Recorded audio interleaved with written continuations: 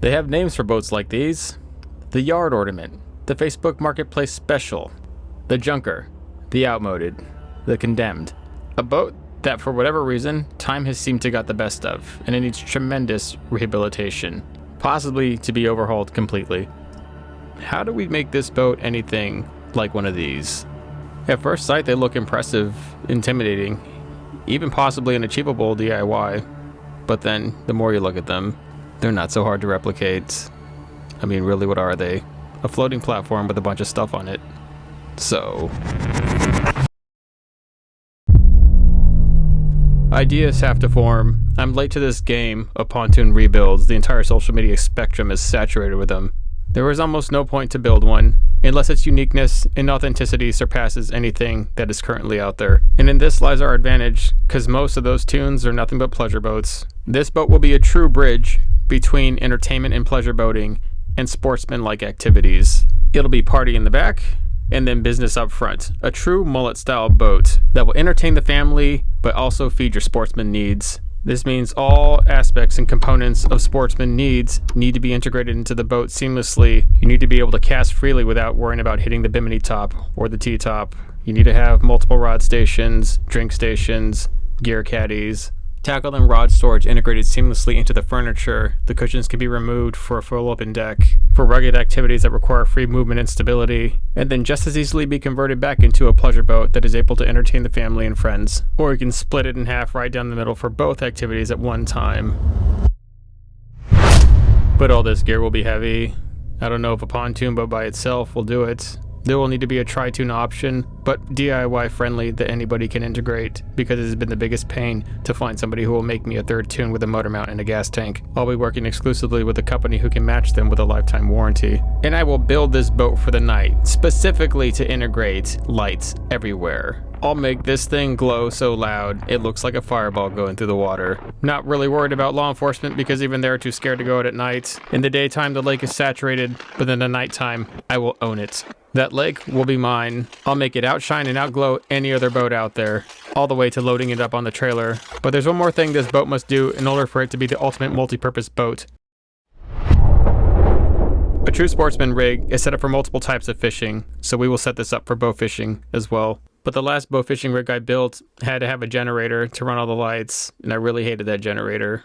But they would have you believe that you can't get a true brilliant glow into the water without one. Yeah, we'll put that to the test. We'll run the most gigantic batteries that I have found from the best company suited to do it, paired with some of the best fishing light bars I've ever personally witnessed to run off a battery, and we will pull this off in fantastic fashion without that stupid generator. And then we will have reached a true trifecta in what this boat can achieve in purpose. It all seems so clear and easy and simple now, except...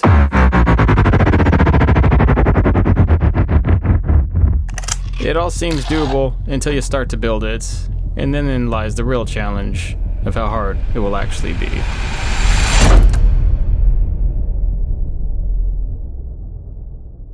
So I'll admit, just first off, this project was a little too much to do just DIY by yourself, but we have a shop out of the Midwest that specializes in literally any type of boat you have. And whatever you want the boat to be is only limited by your own imagination, because these guys will build anything you want, however you want it. Many of the parts that they build right here in our shop are our own TBN specific products that we'll be integrating into the boat. You'll see a lot of them.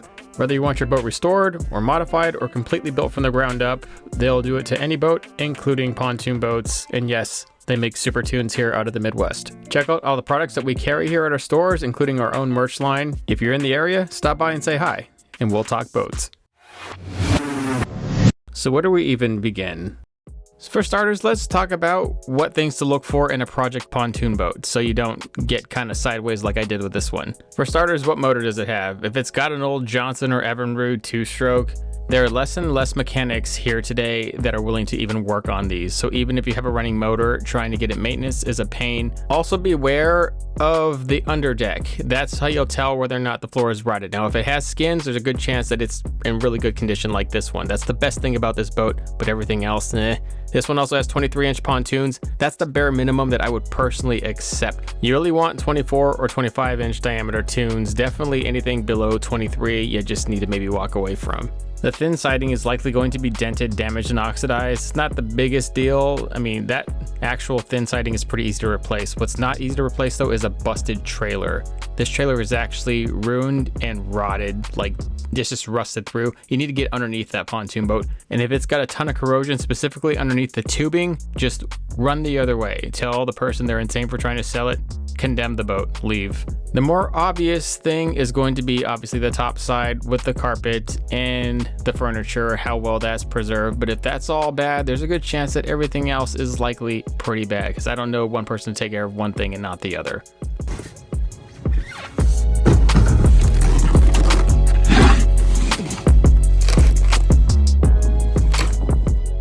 We ended up lucking out in the floor tremendously. After sampling it, it's almost basically brand new for being protected by the skins and the coating on the bottom, and then also by the carpet glue and carpet on top. We're going to reinforce the top, which is the most deteriorated, with resin. 2-part marine resin coating, which will give it a smooth surface for us to then stick EVA foam directly on there after we knock down all the bumps and uneven surfaces. This is essentially shielding the top of the wood with a plastic polymer barrier, which is going to take the most abuse over time. We're also going to ditch those thin stock metal gates and we're using for something else later. I have my own vision in mind of what the new exterior needs to look like. I built the first side in my garage thinking it would lay out perfectly, then that didn't really happen, and I realized that I should have just built it right directly on the pontoon boat from scratch, and so moving to the other side, that's exactly what I did, and it turned out better. Had I had a professional shop, I think this whole framing would have taken me maybe a week or so, but because it was done outside, it took months. Just all the complications involved with not having a suitable space to build a boat this big. This will actually be my second spring going into the summer trying to finish this thing, but this spring has given me a lot of good calm days with not a whole lot of wind, and the more calm sunny days with good temperature, the better.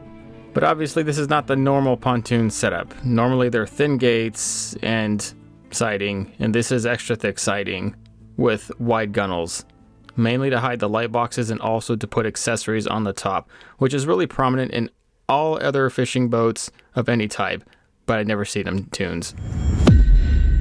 Tackle storage and fisherman accommodations in pontoon boats is always really lackluster and fleeting, even for those who try to make a fishing Toon. The hybrid fishing pontoon models out there pale in comparison to their fishing boat counterparts, which have specific gear and storage made in them like this.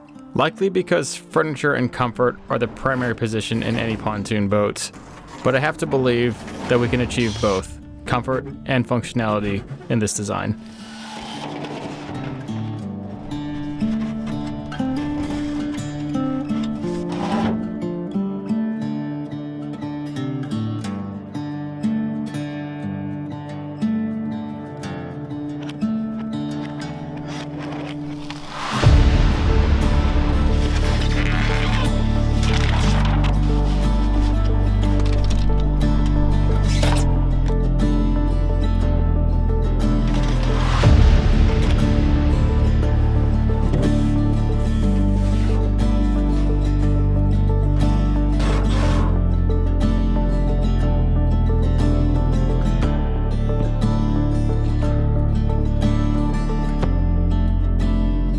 The design is going well, but there is a major problem. I only made 2 interfaces, and it's too late to make 3.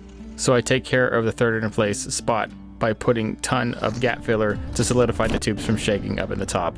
Now it's time to cover it all up.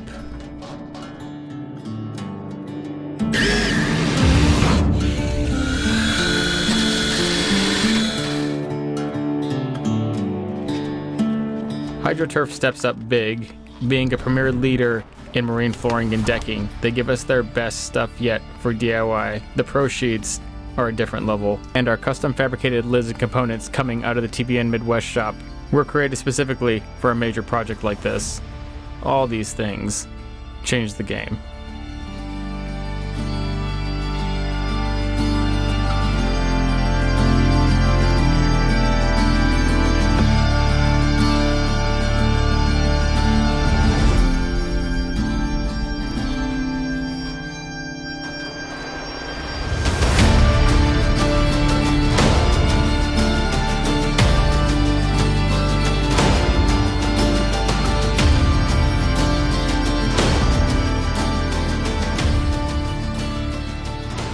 These benches will need to serve 3 purposes. Be a lounge area for up to 10 people up here in the front to do whatever, and then just as easily get rid of and tuck those away to make a full open deck for people to fish. But most important, they would need to have sufficient storage for any type of gear, tackle, or rods that I have, and there are plenty. No more master helm, this gigantic waste of space. We're getting rid of that thing and making a max efficiency slimline console. Half the reason that we'll be able to achieve literally anything we've tried to plan in this boat will be because the console is almost completely out of the way. It's only going to be as thick and wide as it absolutely needs to be. It's going to be the thinnest that we can actually get to pull it off. It has to be just thick enough to accommodate the power steering module and the lines running to and from it, as well as accommodate tons of wires and amps and other things. But all of that, if you're really efficient with your space, can fit in pretty tight spots. So once I get this top part done here for this steering, I will make an electrical box integrated into the left side, and it will just be sitting up vertically. We can mount the throttle shift control right there, and then really we just want immediate access to any fuse blocks or switches that may need immediate troubleshooting. So it'll be recessed about 1.5 inches, maybe 2 inches in, and then we'll have a nice little door to cover it all so nobody sees it. In the end, it just sticks out ever so slightly past the right bench, and it's just thin enough that it clears the side right door. In the end, it looks like it fits, but is it going to be able to handle the massive amount of electronics coming into this boat? Truth is, there are bigger things to overcome in the design, like how we're not going to use a bimini top. Bimini tops and fishing boats do not mix, which is why there are T-tops in boats. And we can't really stick a T-top in here. I mean, we could, but since we chose to not do a center console, the T-top is just not going to work. I've noticed that the higher end Tri-Toons and wake boats have these towers that kind of solve the problem, but I just can't get out of my head that if a tower and a T-top had a baby, that it would be maybe the ultimate shade for a fishing boat. And it would have to be set fairly back, where all those other towers are likely in the middle of the boat. That will cut down casting ability tremendously. But it being mounted as far back as it can be, with a really long 9 or 10 foot platform up top covering half the boat, that we can accommodate the people needing shade and trying to lounge, while we can do our thing up front fishing. And then it has the giant void that will accommodate any amount of lines and tubes and wires and hosing. Whatever we plan to stick inside this canopy tower, we can do.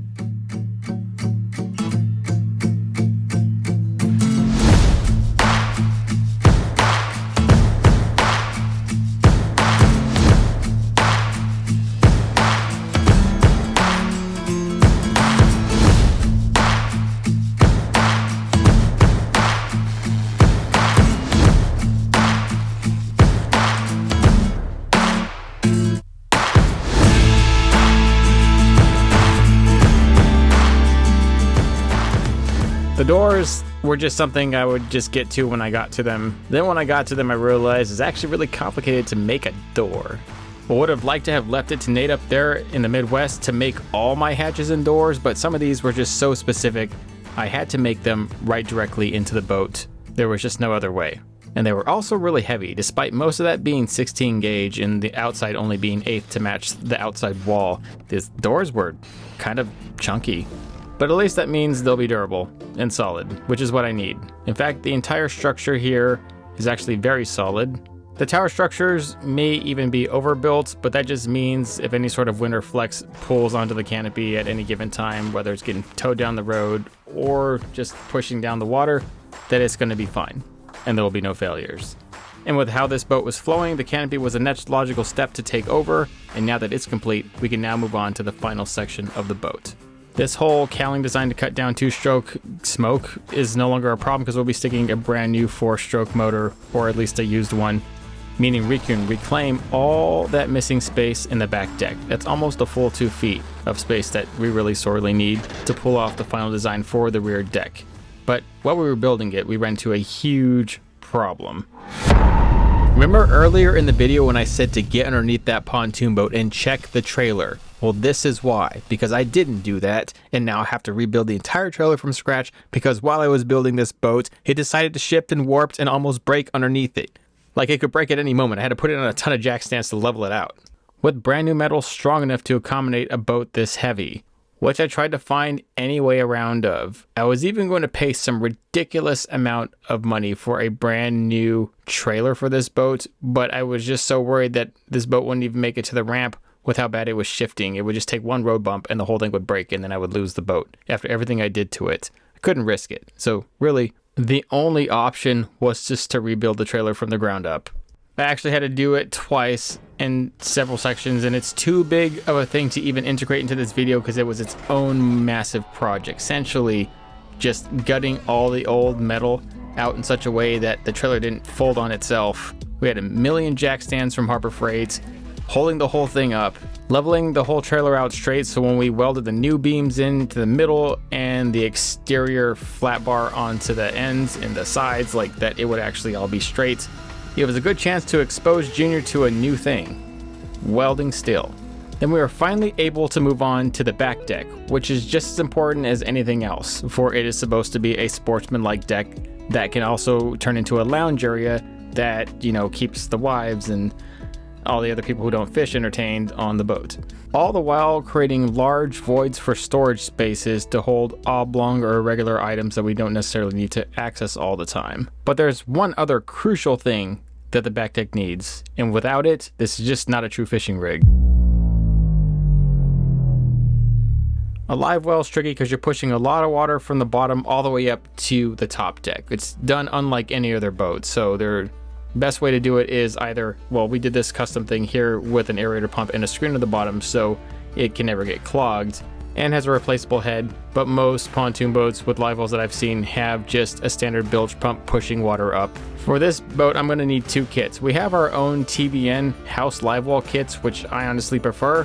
They're not as elegant or sophisticated as the Flow-Rite kits, which are the favorite out there, but they are very robust and long lasting, and their fittings are actually going to fit in these small little voids where the Flow-Rite fittings won't do it at all.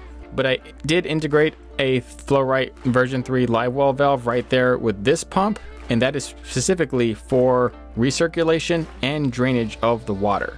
And I did also insulate it with this tank bond. I mean, really, it's just gap filler, but we're using it to insulate the live well from the sides and the bottom. The top will be the only non-insulated exposed area, but with most of it being insulated, we can have pretty good temperature control for the fish inside. The version 3 Flow-Rite system used in most high-end bass boats has a remote line, and we're going to have that running somewhere out into a compartment where we can access it to drain or recirc the water at will. And later on, we will be integrating a third pump to make a washdown station, and you have to stay tuned for that. But with the back deck out of the way, we are finally done with all the framing and exterior, so now we get to move on to the even harder part, which is all the wiring and rigging and outfitting of the boat, to include all the flooring and the decking and even the exterior, which we will either need to paint, primer, or wrap. But above all that, there is a major problem that we need to address right away. The entire reason we had to rebuild the trailer in general. This boat is very heavy now. It's got 1,000 pounds of aluminum in it just right now, and we need to figure out what to do. The right third tune setup in this boat will give it an extra 2,000 pounds of buoyancy, and we have a chance to integrate the gas tank right directly into the tune itself. Heck, with a third tune, we might even be able to extend the back deck into a rear swim platform. And that in and of itself will put the entire boat on a new level in terms of entertainment and problem solving. The problem is actually finding a pontoon like that. So you can find random pontoons for sale out there, but you can't just throw a third tune underneath your boat. It has to have at least a motor mount and hopefully the gas tank integrated into it. And you're just not going to find that unless you rip one off another tri-tune or you have somebody custom build one. And honestly, both those options stink. I found a much better option that most people can do DIY. It costs just about as much as it would cost for somebody to build you a tune like this. But this one has a lifetime warranty, meaning if any of the tune sections fail at all, it just gets warranted with almost no questions asked. The sections are extremely lightweight. I mean, even a single person could put one of those on if they wanted to, and the tune tracks themselves are probably more robust than the current pylons mounted to your stock tunes. They have lifting streaks and a planing keel molded right into the tune sections. Don't be surprised if this third tune outperforms your stock tunes. Some slightly more advanced tools are needed to size the tune tracks and to eventually mount the transom. but you can just as easily rent and return those tools, and then everything else, you know, it's drilled and mounted in with stainless hardware. Note that I did not have to take off the boat to mount this entire third Toon setup. The Toon tracks also gave me an awesome opportunity to extend the back deck and add a rear platform. So we went ahead and fabricated that.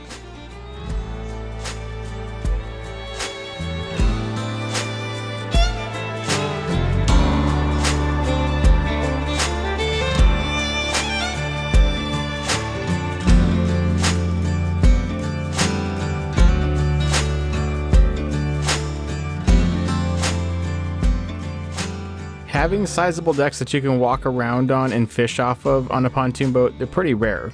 Generally only have one, in this case you have two, and they're both built really well.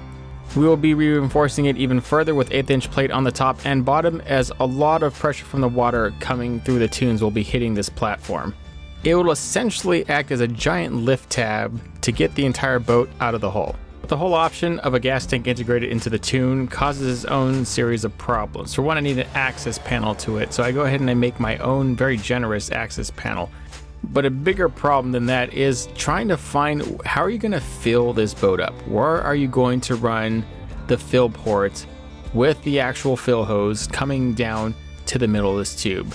In each of those poly sections, there is a V-groove just wide enough for you to funnel like the essential lines and wiring back toward the motor. So the only fitting you're probably going to get third party is a barb fitting for whatever fuel line you're running back to your motor, and that just varies. Plus you'll need an extra hose and filling for your fuel vent, and you need to have place for that. Each poly section comes with a plug. You want to leave them unplugged for fitting on because they expand with temperature, but once you're ready to finally install those for the last time, go ahead and put those plugs in nice and solid and install them. They also have a front plate that you will need to put at the very, very last, which is pretty nice and generous and also essential. And that's for installation of the third tube and the motor mounts. Now we can put a motor on there and start to rig the boat. But before the finer fabrication parts can truly be done, one major step needs to come first. We have decided to wrap this boat, but first we must prep the surface and make it as smooth as possible. We are going to scuff this up with pretty rough, like 60 grit. You can even go down to 40 grit. Then you need to prep it with aluminum etch wash, which will remove all the contaminants from the hull the best that anything else can. You have to just wash it off with water, make sure it's thoroughly rinsed, and then just let it air dry. You could just not use this step and use self-etching primer, but self-etching primer sucks in comparison to aluminum barrier coat, which is actual epoxy primer. After a 10-day cure, it is the most durable stuff. It is the best stuff on the market and totally worth prepping the hull for it now. Which will be great for us because after it cures, we're going to have to sand it to get the nice desired finish, to get it as smooth as possible. So when this boat is wrapped, you just won't see a lot of the defects. There were a lot. There was a lot of grinding and a lot of sanding. And then after we primed it, we realized just how many imperfections there really were that you couldn't really tell just by looking at the bare aluminum. So even more things had to happen. We're actually going to have to build up some sections in order to get them smooth, but we won't be welding. This time we'll be using thickened marine epoxy. This is West Systems 610. It'll stick to any horizontal or vertical surface and it will not run down or do anything. So it can be shaped and formed into whatever you need it to be, and then you just let it cure. So all these spots, like some of these bumps here where I had to kind of beat the door to make it level with the rest of the wall because it wasn't after I made the door, and then I didn't really see these big kind of pits there until I painted it with epoxy. I went ahead and filled those in kind of like with a taping knife and a trowel, let it all cure for a few days, and then sanded it over flat to get the flattest surface possible for the wrap. Also, before the wrap, we kind of want to paint some of the interior parts so that they're done. We're going to go ahead and self-etching primer these because they do not need the same attention the outside did. And we will be using Rust-Oleum truck bed coating, the spray-on stuff. They have roll-on and spray-on stuff. Both of them look really good. It's actually turned out to be my favorite paint of all. They just look so good in the interior when it was actually dried and cured. Now it's ready to get wrapped, but there's one more thing I kind of want to get on the boat first. The outboard was a touchy subject. It was questionable which outboard would even push a boat like this. There's all kinds of speculation of whether or not we overweighted the boat, how it was going to sit in the water, and what it would even take to even get it to a decent speed. Anything past 115 horse needs pretty significant accommodations. You can no longer just get away with hydraulic steering and a manual throttle shift control. You start needing digital throttle shift setups, DTS systems, and you need full power steering. And all those things require some pretty sophisticated setups, and it has to be done at the OEM level. And that's where Fallon Marine came in for us. This is Gordon, friend of mine. Really smart and also has the knowledge and skills to kind of install most of this, but it will still need to go to a professional shop to use their computer and technology to actually set the system up. We really can't even get that far into it without installing the hydraulic system, which is its own massive thing. But what we can do is get the motor mounted and then use that to kind of determine how the rest of the rigging needs to go. Normally you're going to want an extra long shaft motor, but this time all I have is a long shaft. I got a screaming deal on this motor. I cannot pass it up, so it's gonna have to work. Huge shout out to Fallon Marine. They hooked me up with a screaming deal for this motor, and they helped me rig it for really good prices. They're the best in the business over here where I'm at. But before I bring this back for the final rigging, things need to be done to the exterior and the interior. After having pretty significant difficulty communicating with artists at wrap places because their vision is never the same as yours, I took it kind of upon myself to use whatever skills I kind of had in this realm to fabricate as much of a vision that they could just refine. So I more or less made the whole wrap design myself and then sent it off to their artist/designer, and then they used some really fancy editing software to kind of make it perfect and then ultimately print it like this. This was done at Gator Wraps. Pretty flawless job over here. After all the issues I had with the exterior and having to add that epoxy to kind of build up some of the sides to get those corners smooth, I was just wondering how it was even going to look, but it turned out pretty darn good. If you get real close up to it, you can see a lot of the imperfections, which I really could have taken care of if I had just got a flat wrap. It would have hit a lot more of the imperfections, but then I also had a custom canopy top. I originally got one from Amazon, and I was just like, no, we need a high quality one. So Seam Dreams and Lake Havasu hooked me up there. And then with all that kind of out of the way, I was finally able to start getting toward the actual interior decking and flooring. This is TB Nation's premier camo color. This is called TBN Dark Camo, and it's my favorite camo. I put camo in this boat because it is truly at the heart a sportsman rig, but I also put some decorative HydroTurf Pro sheets to kind of make this all pop later. You'll see once we add the interior lighting how this went. Initially, I didn't want this gray. I wanted the same gray I stuck in the rod locker, but after looking at it and piecing it together and then figuring out additional things to do, I think it was okay. Seam Dreams also did the back bench cushions, and they tied in blacks and whites and grays to kind of make the lighter grays tie in with the kind of camos and the dark colors, and also with the exterior wrap. They put in snaps so the cushions would be removable so we could access gear underneath them, because remember there's like 5 or so compartments back there by themselves which hold crucial gear, and also the monstrous batteries we're using to run this beast. And once the majority of the internal fabrication and kind of outfitting was done, we were able to take it back to Fallon. They were able to finish it off by giving me like a full digital throttle setup here through the Garmin Fish Finder. Go ahead and use their software to tune and prep the motor for use. It was a whole lot of extra things. Now I put rotary steering systems and standard cable driven throttle shift controls with, you know, your standard outboards, and I even put in a hydraulic system for a 115 outboard. But once you get past 115 and you need power steering and you need all this extra stuff going into these really advanced high power outboards, I mean, it's a lot. And I was just so happy to have professional friends to be able to do this, or I think I might have been really screwed. Piece right here. What's this helm piece called? What? What's this called? That's an orbital valve. The orbital valve? Or steering helm. Steering helm / orbital valve. There are a few other accommodations I had to do to make everything fit the way it was supposed to, but after the rigging of the motor was done, a huge weight was lifted off my shoulders. Like I could finally move on and finish this thing, which is really what's left is the wiring. What will set this Toon completely apart from other Toons like it, and really any other boats at size like it, is how it's going to be wired and rigged and lit up. But with an order of components this tall, wiring can be a truly messy affair. It can drag on for days, weeks even. I've personally never wired so many things, let alone so many RGB lights, which have twice the amount of wires as a standard LED strip. and I'm attempting to wire high-end light bars that should be running on a generator, but instead we're going to try and rig them to 12-volt batteries. Lucky for us, Plashlights has their own unique systems that make it far easier to rig RGB strips. They also have the top RGB strips on the market with an almost no questions asked warranty. And now they have their neon lights, which are even a step above what we are normally using. And they come in various shapes and thicknesses to fit pretty much any application as long as there is a void to hide them or a place to mount them. In my personal opinion, Plashlights produces such an extraordinary product that I built this entire boat around their product so I could one day accommodate all of their stuff into this boat because I knew what they have, what their quality is, and what it can do. Trying to rig a boat to light up like this one aftermarket after it's already built would be extremely hard if there are not systems in set to accommodate it like this.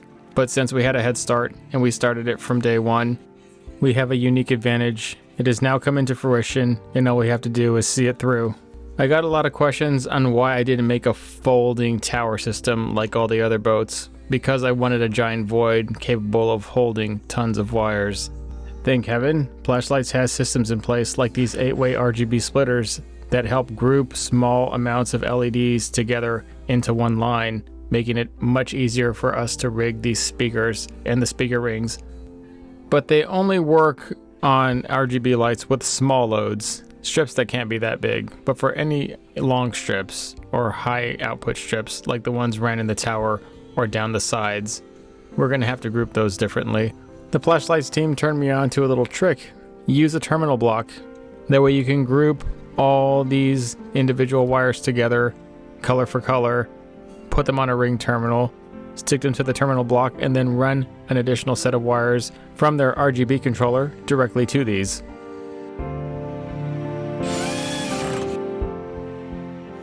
Another door I made long ago was this big elongated one, which I had wondered if it was way too much, but I had just thought about what a pain it was going to be to eventually rig all these. And in truth, there ended up being far more wires than even I thought would run through this cord.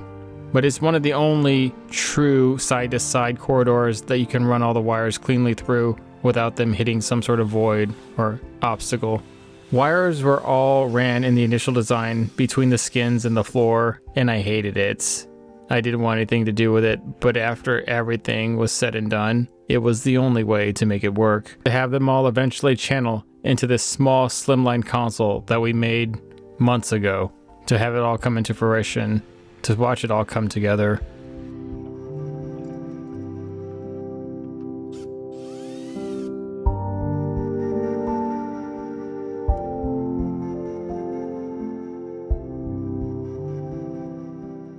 At first sight of testing, they look brilliant. It appears that under normal circumstances, this will actually look very good and clean and out of the way until it's time to light them up. But wait, how are we going to turn all this stuff on?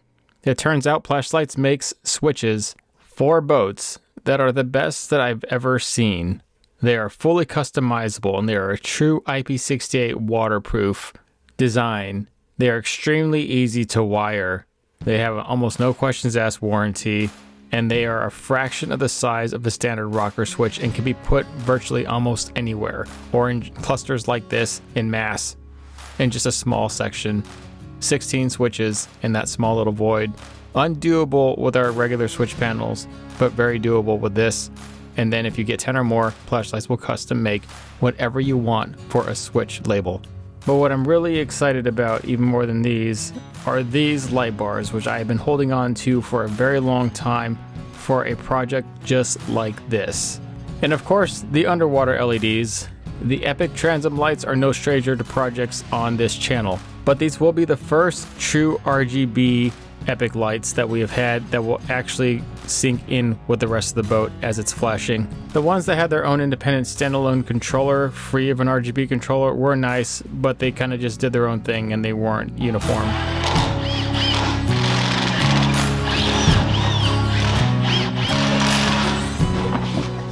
A much bigger, bolder strategy that has went unsaid in this video so far is anchoring. This boat will have 3 individual ways to anchor, the first of which being in shallow water. So we need to install these Lewmar Axis shallow water anchors. We're gonna end up having to finish a bracket that kind of comes out from under here and down. So Lewmar actually already has a bracket like this, and I've seen it, which is where I got the idea. But because this boat's all custom and it needs most of its own custom things, we're gonna just go ahead and make our own brackets here. But they'll flare out like this, and the farther they flare out, the better they will grab. Don't know if you can tell, but we are actually pretty close to being able to put this thing in the water. Just finishing up some of the last fine rigging and outfitting and fabricating some of the more intricate parts, like the ending in here for the rod locker where the rod butts are actually supposed to stay and secure. I had to think about how I was even going to pull that off. But the hardest thing that we will have to install is this thing. This is the Lewmar Venta anchor specifically for pontoon boats that is hidden underneath the deck, completely out of sight between the Toons. An electronic anchor reel with a holster and a Delta style anchor solves tremendous amounts of problems that you didn't even know you had until you actually install the unit and realize how flawless it is. Once we get this anchor system installed, not only will it be completely out of the way, but we no longer have to worry about jumbled up anchor line that you have to untie before you can even begin to use the anchor. Comes in pretty thick. I think this is like 4-gauge wire, a pretty copious lead. Like that is a lot of wire. That's why it's like 20 foot of wire. In this case, Lewmar sent me a mounting bracket, which is supposed to make this entire unit tremendously easier to install. And when you look at it, you can see why. It not only has spots there for it to bolt directly on, but it has slats on the outside to accommodate skins. So we'll show you how to do that here also. If you have a standard pontoon boat with no skins underneath, this is a breeze to install. It's when you have a tri-toon, you gotta fit kind of in there. That kind of stinks. And then if you have skins that have to go around this plate, that also kind of stinks because you'll have to do your own cutouts and custom kind of fab work to make it all work. But it is completely doable at a DIY level.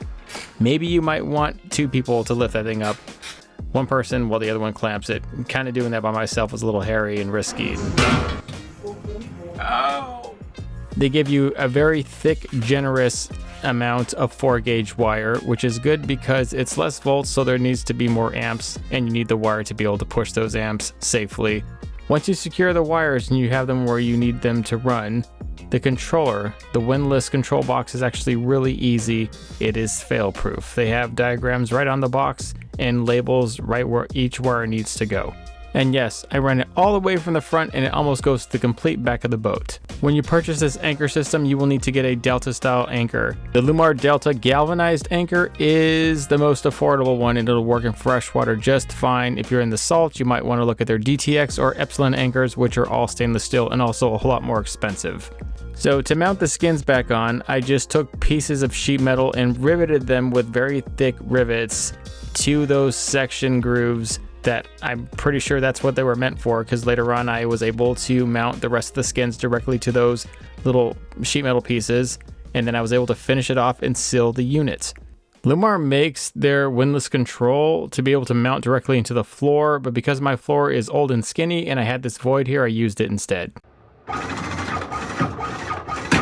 I made a table for the lounge area and I thought it would look really good if it had a custom routed top and sides. Now, I always like to do at least one custom routing, but this one's gonna be pretty hard because it's black and it's hard to see the lines.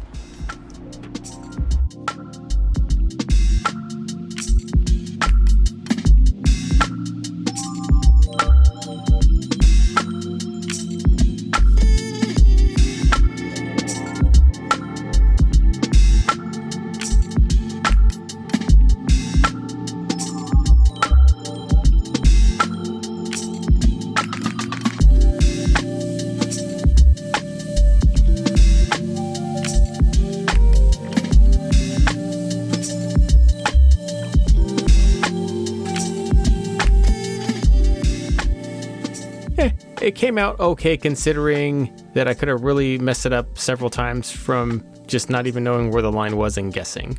I didn't get a lot of the installation. This boat ended up dragging me tremendously and it almost defeated me for a second summer. So to kind of save time, I just really went in and kind of rushed and locked myself away and finished the boat. And I can show you kind of the end product of how it all turned out. Turned out fantastic. A lot of the external finishing mods were taken care of by Railblaza and their Supreme systems. I'm going to make a dedicated video for them later, but right now, I'm excited to show you the final review of this boat. Check it out.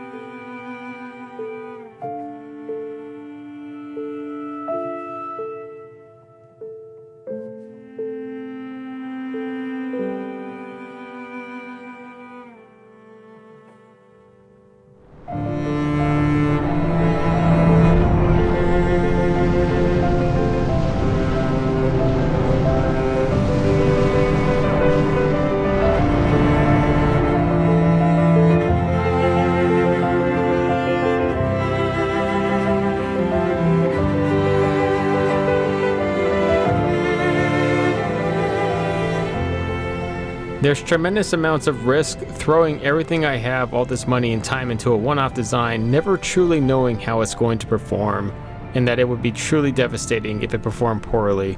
Somehow, by the grace of God, truly, it always tends to be alright. I don't actually get it. I don't know why it works. I just see what I see, and then this is it. Not the best business model by any means, but it is something that generates results. Life truly shifted for me when I started taking risks, big ones, and I said bye-bye to security and just left my future to God. Because thinking you can play this game safe is the ultimate lie. Most men live in quiet desperation. It is the most miserable existence. It just sucks away your soul, subjugated into old age where you can do nothing. You must pry and claw and fight your way out of it however you can. It is not a life worth living if you can't. It doesn't matter how old you are or how far you've gone into a career. Find your talents, find what you're good at, and then capitalize on one. Nobody is born talentless, but I have found that so many people have no idea what they're actually good at. They just go with what people tell them to, because their family or their friends or society put expectations on them that led them astray. Stuck in a university, forced into debt to get a degree that leads to a meaningless job because they told you it was wrong to not fit in, but now that you're in, you'll do anything to get out. The path to authenticity is lonely, but nothing is easy. It's hard to be out of shape, it's hard to be in shape, it's hard to be weak, it's hard to be strong, it's hard to be rich, hard to be poor. Nothing is easy in life. You just choose your hard, and one leads towards stagnation, and the other leads to progress. Your friends won't understand you. Your family will wonder what's happened. They'll try to talk you out of it because all they know is this. Your habits will have to change. Your outlook on life and your worldview in general will have to shift. Before you can lead movements or lead people, you must first be able to lead yourself. Discipline and strength in God above all else. And it will be hard in the beginning and you will endure losses, but eventually God will put people in your life you weren't even looking for, and they'll save you. He'll provide a path with the tools that he's given you in life to succeed. And once you succeed, and that is the even bigger challenge, what you'll do with that success. Whether you'll be wise and pay it forward, or be foolish and squander it. Your success might lead to multiple venues. For me, it led here. In kindergarten, when they asked you what you wanted to be when you grew up, nobody raised their hand and said boat builder.